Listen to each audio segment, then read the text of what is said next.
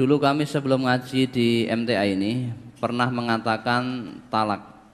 Sampai sekarang kami mempunyai 3 anak. Apakah hubungan kami halal atau haram? Karena setelah ikut mengaji di MTA tidak pernah mengucap dan yang ada hanya takut pada Allah kalau mengingat-ingat kata talak itu. Dan dulu juga sebelum mengenal MTA saya pernah berzina dan bohong sama istri.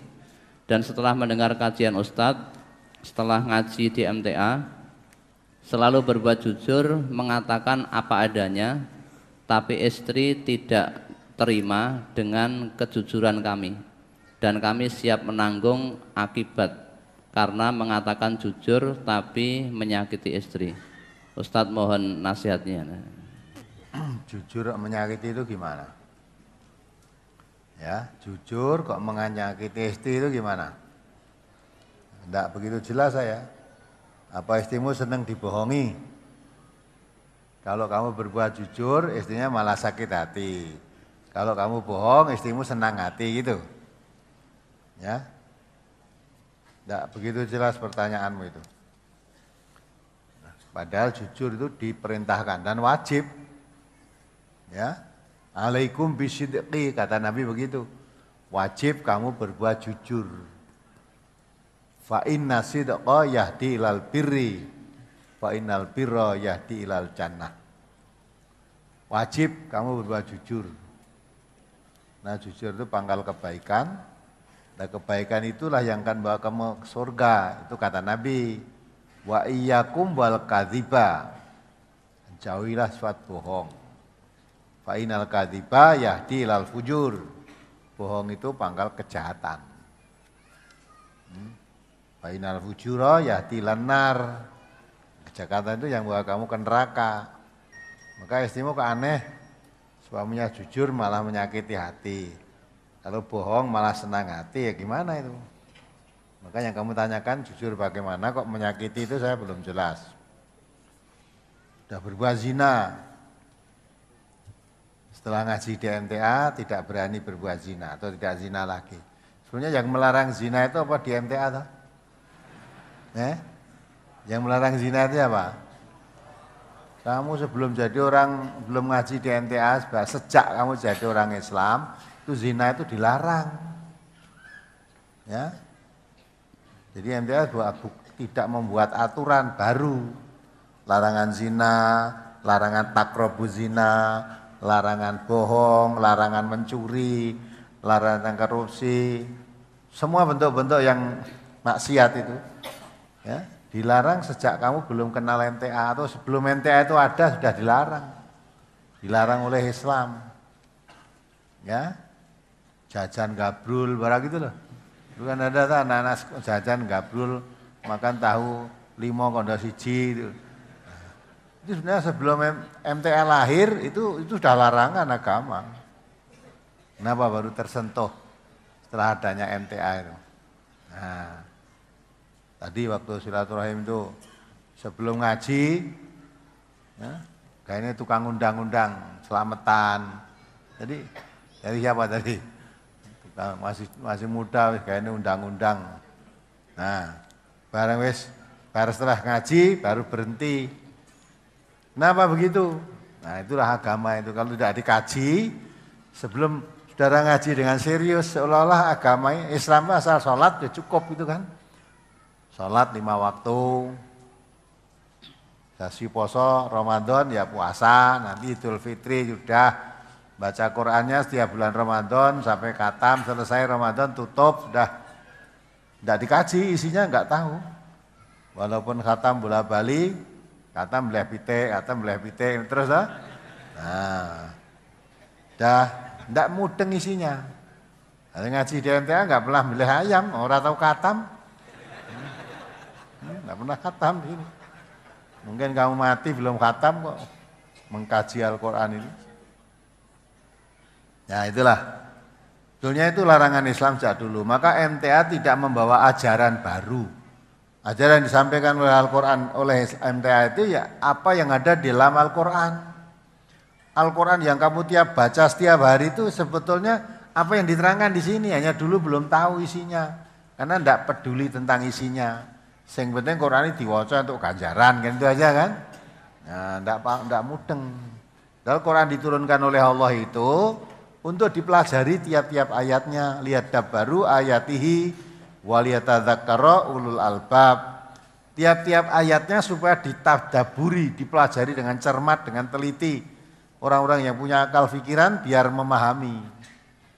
Oh, setelah paham ternyata baru sadar jajan gabruli ternyata dosa. Zina itu dosa. Nah, tak kira dhisik nek zina padha geleme ora dosa gitu ta. Nah, malah katanya buat seneng, bikin senang orang gitu ta. Nah, harus sadar dosa. Itu hasil ngaji. Maka kalau tidak mau ngaji nggak tumbuh semacam itu.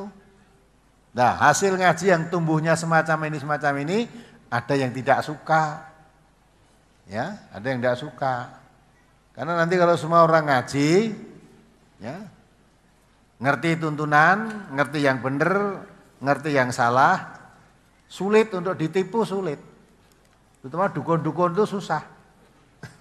Seperti Pak guru saya kemarin itu dihapusi yaikun, gitu.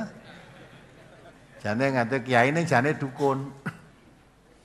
Mungkin nyerahke wing sugih kon nyimpen kunir. Untuk berapa lama nanti itu dibuka nanti dadi emas. Kunir ya makin kuning yang kunirnya bosok ya. Jadi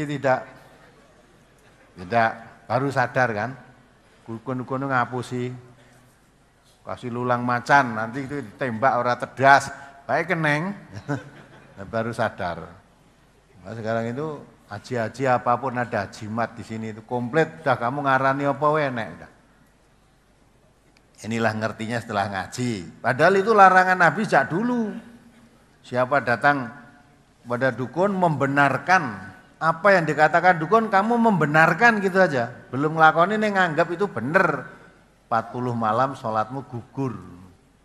Jadi pedukunan itu sudah dibenci oleh Rasulullah sejak dulu. Sebab itu membawa kemusyrikan. Ya. Nah, dukun-dukun mendengar keterangan ini mesti anyel. Tapi dukun yang insaf terus malah mari. Ya, berapa banyak dukun yang sak muridnya barang melu itu. Ya. Sadar wah baik. Sebetulnya sejak dulu dia merasa nih aku ngapusi itu merasa aja nih. Ini nggak ada yang dihapusi keneng untuk duit tuh semasa untung lah sekarang baru terasa. Jane sing ngapusi itu sejak dulu udah terasa dukun itu.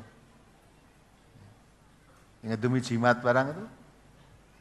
Pemenang dulu ketika masih usum buntutan itu, ya toh? Tahu buntutan? Nah, kayaknya pemain itu mesti melu itu. Tekoke sesuk sing metu apa? Tekon dukun to itu. Nah, akale gelem nganggo sithik eno. Nek ngerti sing metu apa mesti dituku dhewe. Ora mungkin no dhewe ya diopahi sithik-sithik wae gelem lah bareng metu entuk akeh arep ora gelem.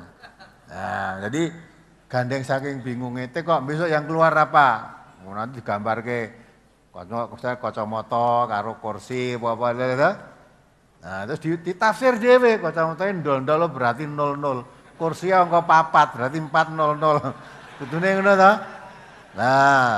Lah sing nasar kleru engko nyalahke awake dhewe. Wah, jane apa itu gambarnya wis cetha banget loh.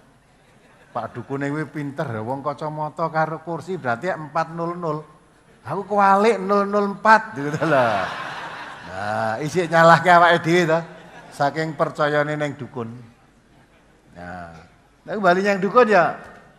Wah, Pak. Ya iya toh Pak dukun. Wah, kemarin salah tebak. Saya balik 004 ternyata 440. Loh, dukune kari nambahi. Lah jane ra wis tak kei gambaran makna banget. Nah itu.